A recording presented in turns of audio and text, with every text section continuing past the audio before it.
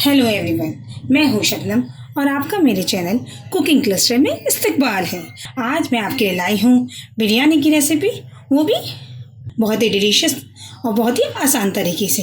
आज जो मैं आपको बिरयानी की रेसिपी बता रही हूँ वो बिल्कुल देगी स्टाइल, शादी स्टाइल वाली बता रही हूँ। तो चलिए इसके लिए सबसे पहले हम गोश्त को तैयार कर लेते हैं। चलिए मैंने गैस ऑन कर ली है और हमें कुकर को गर्म होने देती हूँ। चलिए अब हम इसमें 2 टेबल स्पून तेल डाल देते हैं। अब मैंने इसमें रिफाइंड ऑयल यूज़ किया है। तेल को थोड़ा सा गर्म होने देते हैं। तेल हमारा गर्म हो चुका है। यहाँ मैंने लिए है 2 मीडियम साइज़ की प्याज। मैं 1 किलो बिरयानी बना रही हूँ तो मैंने उसके हिसाब से सारा सामान लिया है। अब इसको हम फ्राई कर लेते हैं।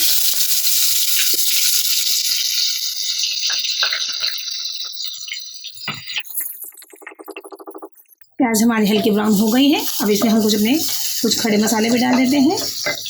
यहाँ मैंने लिया है 1 टेबल स्पून ज़ीरा, 10 लौंग, 3 छोटी इलायची, 2 सिनेमन स्टिक, 1 चम्मच काली मिर्च और 1 बड़ी इलायची।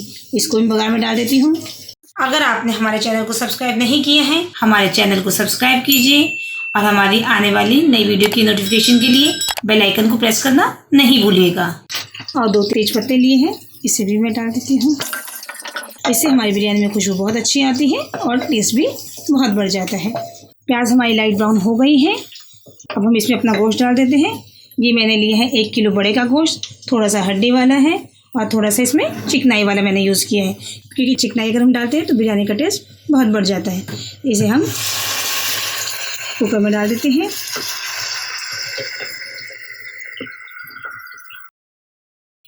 और इसको अच्छे से भून लेते हैं।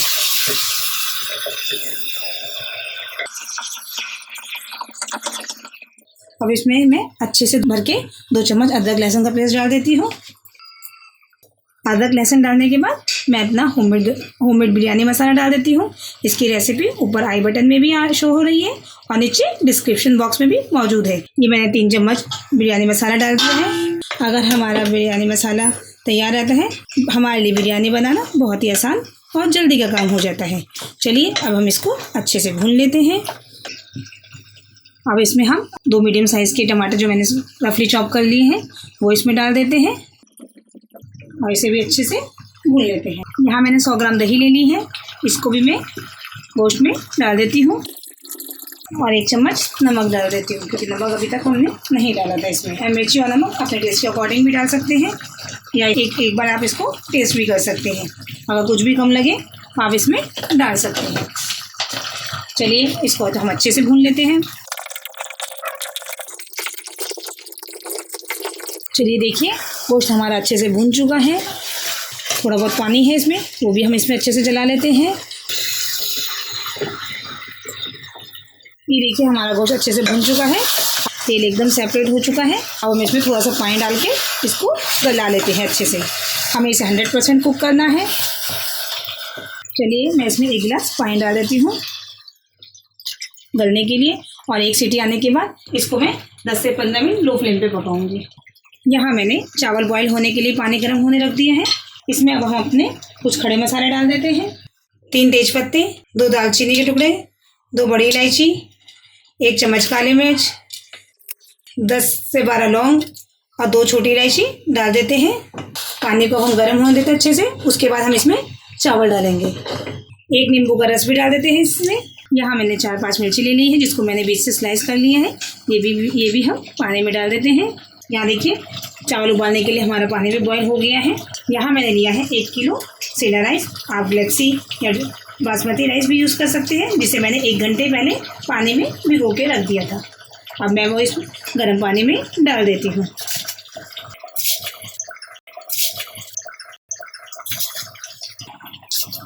यहाँ जो हमने पानी लेना है बॉईल करने के लिए, वो चावल से लगभग 4 गुना ज़्यादा लेना है, ताकि हमारा चावल अच्छे से बॉईल हो जाए। चलिए मैंने सारा चावल डाल दिया है। अब हम इसमें नमक डाल देते हैं। नमक हमें थोड़ा सा तेज़ रखना है, क्योंकि अगर नमक इसमें तेज़ होगा तो हमारे चावल में परफेक्ट आएगा। यहाँ मैं लगभग 3 टेबल स्पून नमक डाल देती हूँ। और इसे अब हम ढक के बॉईल कर लेते हैं। इसे हमें फुल कुक करना है और 15-20 मिनट बाद हम चेक कर लेंगे। अगर हमारा चावल फुल कुक हो गया होगा तो हम इसको छान लेंगे। ये जो मैंने यहाँ चावल बॉईल होने रखा है, इसमें 1 चम्मच तेल भी डाल देती हूँ। इससे हमारे चावल में शाइनिंग रहेगी और वो खिले खिले बनेंगे। चलिए 15 से 20 मिनट हो गए हैं। हम एक बार चेक करते हैं कि चावल हमारे अच्छे से गल गए हैं या नहीं गले हैं। ये देखिए चावल हमारे एकदम अच्छे से गल गए हैं, फुल कुक हो गए हैं। हमें फुल कुक ही करना था इसे। अब हम इसको छान लेते हैं। हमने गैस बंद कर दी है। अब हम चेक कर लेते हैं हमारा गोश्त अच्छे से गला है या नहीं गला है, क्योंकि हमें इसे फुल कुक करना है। ये देखिए गोश्त एकदम अच्छे से टूट रहा है। हमारा गोश्त एकदम फुल कुक हो चुका है। अब हम इसको बड़े पतीले में ट्रांसफ़र कर देते हैं जिसमें हमें बिरयानी बनानी है। चलिए अब हम इसे असेंबल करते हैं। पतीला भी हमारा गर्म हो चुका है। अब इसमें हम अपना सारा गोश्त ट्रांसफ़र कर देते हैं।